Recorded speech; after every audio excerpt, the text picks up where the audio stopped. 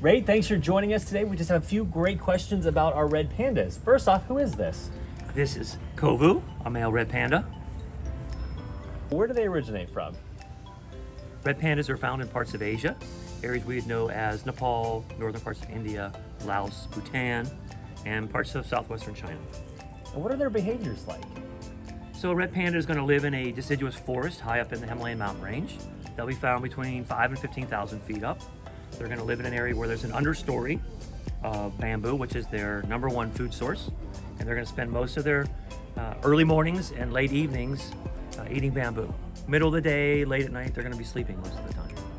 Can you tell us about, because we have two red pandas here, so we have Kovu and then we have a female, right? Yes, we have a female. Her name is Xia, and Xia was born at the Red River Zoo in Fargo, North Dakota, and was actually our first red panda at the Pittsburgh Zoo.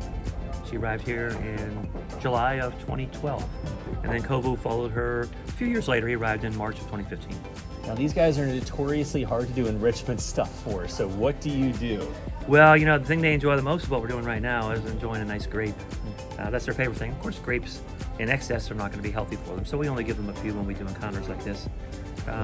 So environmental enrichment is the way I look at it, giving them good climbing structure here, food opportunities with the bamboo, and maybe some of our leaf eater biscuits that they like. Just things that to climb and interact with in their environment. What are some of your favorite red panda facts you want to share with us today? My favorites. Well, they have extra bone in their wrist that allows them to articulate the paw in a way to grab a branch and bring it down to eat the leaves from it. Sometimes it's called a false thumb. It's not a true thumb, but it aids them in getting and gathering their food in to eat. That's pretty cool thing. Thick coat of fur, protect them from those cold areas where they live. Padded feet, lots of extra fur on the bottom of the feet, protect them with contact with snow and ice as they're moving around. So pretty cool stuff. What's the biggest difference between, obviously, other than size, we have the giant pandas and we have the red pandas. What's the difference?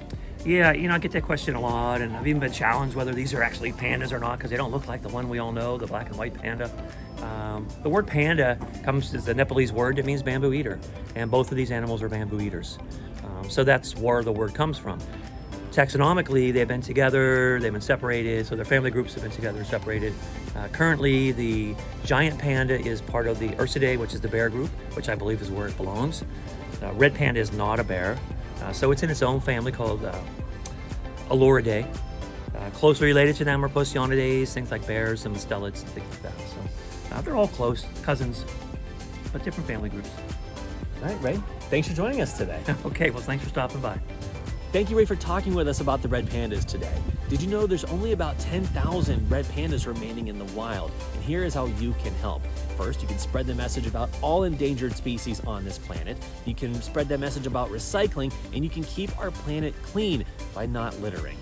Thank you for following along with all of our Save the Planet tips and videos this week. We can't wait to see you at the zoo.